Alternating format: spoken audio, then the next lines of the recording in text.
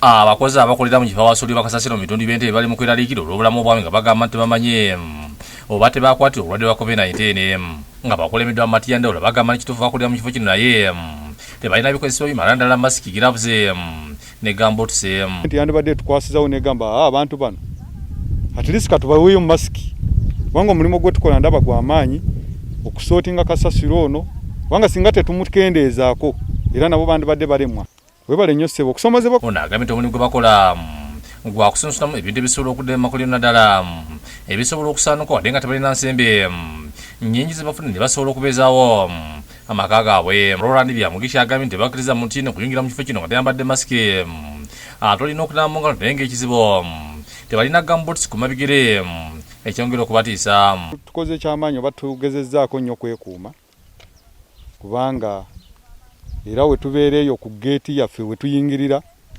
twateekako n'amazzi weegali omuntu anaaba masiki era tetukkiriza muntu kujja mu kifo kyaffe nga talina masiki.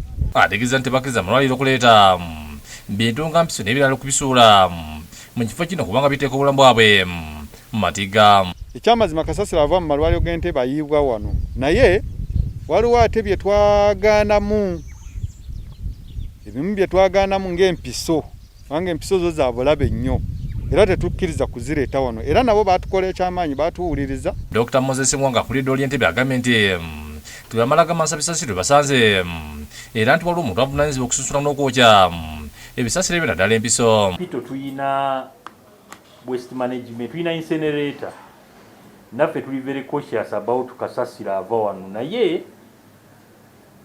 tumuseparatinga kasasiro oyo.